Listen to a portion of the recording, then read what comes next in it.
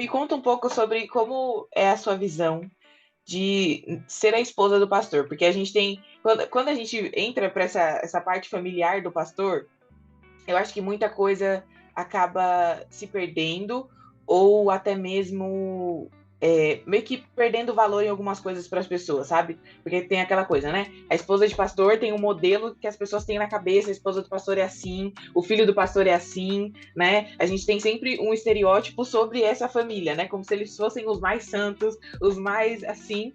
E não é assim, sabe? Deus escolhe pessoas imperfeitas e pessoas são pessoas, elas vão errar o tempo todo. Mas como foi para você? Porque eu sei que quando você estava em Brasília, você era envolvida com a obra de Deus, né? Então, Uhum. como foi para você passar de. Porque, querendo ou não, é um avanço, né? Porque antes você tá ali só servindo, ajudando pessoas a servir, e aí do nada você é a pessoa que tá ali também do lado de alguém que serve mais intensamente na obra de Deus, né? Que realmente entrega a vida, né? Porque vocês tiveram que mudar tudo, né? Foram 2 anos de preparação no Rio, mas depois mudar para a África é mudar a sua vida, é ser a esposa do pastor, é cuidar de muitas outras coisas, muitas outras áreas da igreja que às vezes você precisa Uhum. fazer isso, né? E tem muita esposa de pastor que tem chamado para estar na frente da igreja também ajudando, e tem esposa que vai cuidar só da casa, vai cuidar dos filhos, e tá tudo bem, porque ela serve ao propósito também, né? Então, como foi para você lidar Sim. com tudo isso no namoro, no noivado e agora casada, né? Hoje, é o que eu tô te falando, que hoje eu vejo que tudo que eu passei foi Deus preparando. Quando eu estava em Brasília, que meu sogro ainda era o pastor, um belo dia minha sogra virou para mim e falou assim: eu quero você na escolinha. Eu falei: o quê? Eu não quero trabalhar na escolinha da igreja. Ela falou assim: não, eu quero. Eu falei: eu não quero, porque quem trabalha na escolinha, tinha que trabalhar na escolinha, perde culto, e eu não quero perder culto. Ela falou: não, a gente tem escala, você não vai perder culto nenhum. E aí eu fui obrigada a fazer o curso de tia da escolinha. Fiz o curso de tia da escolinha e comecei a trabalhar na escolinha. Depois o meu sogro virou para mim, foi até engraçado, que um dia desses eu comentei isso com ele, e ele falou assim: eu nem lembro disso. Eu falei: mas eu lembro, porque me marcou. Minha sogra falou: eu não lembro que eu te obriguei. Eu falei: mas eu lembro, porque me marcou.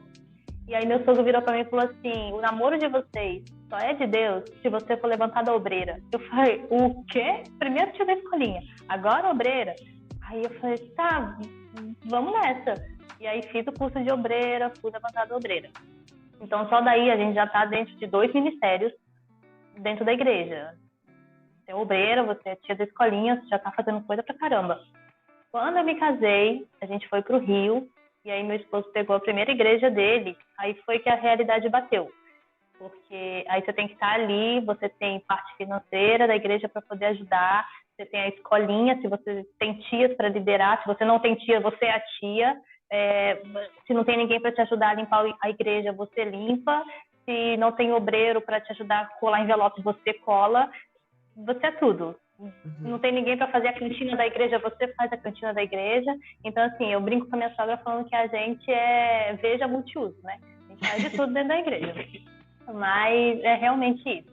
E quando veio para cá, para África, aí foi... Não, voltando ainda no Rio, aí o negócio começou a apertar mais ainda para mim, porque no Rio de Janeiro eu trabalhava no escritório da igreja. A princípio eu não era da televisão, eu trabalhava no escritório mesmo, com o missionário, com a doutora Odília.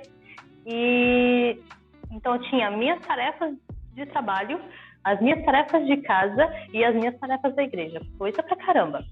Passou um tempo, do nada, assim, eu comecei a ler testemunho do missionário. Até hoje eu não sei como que isso aconteceu muito, assim. Eu comecei cobrindo férias de uma moça no Fala Amigo, com o pastor Rogério, na época. E a pastoriara gostou, aí eu comecei a fazer com a pastoriara.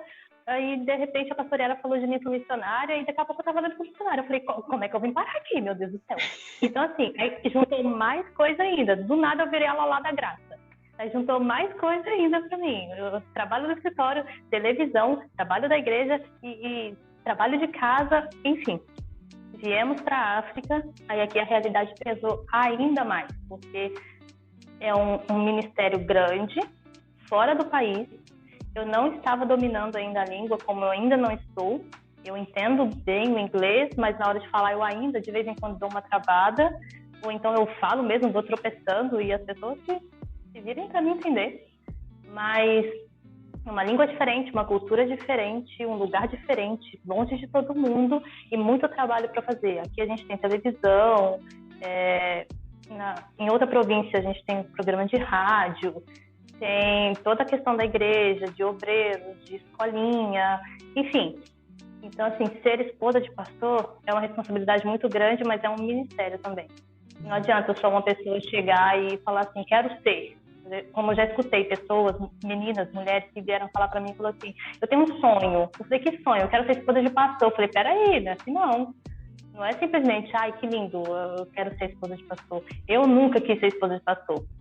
Uma vez brincando com umas amigas minhas no Rio, esposas de pastores, elas contando, eu conheci o pastor assim, a outra, eu conheci o pastor assim. E qual foi a sua história lá? Então, eu falei, eu fui enganada, brincando, né? Eu fui enganada. Porque eu conheci um líder de louvor, um ministro de louvor, e agora eu sou esposa de pastor. Mas a Deus tem um propósito para tudo, mas é um ministério realmente, não é uma coisa assim que, eu sonho e eu vou ser. Você pode até ser, mas como é que você vai desempenhar esse papel?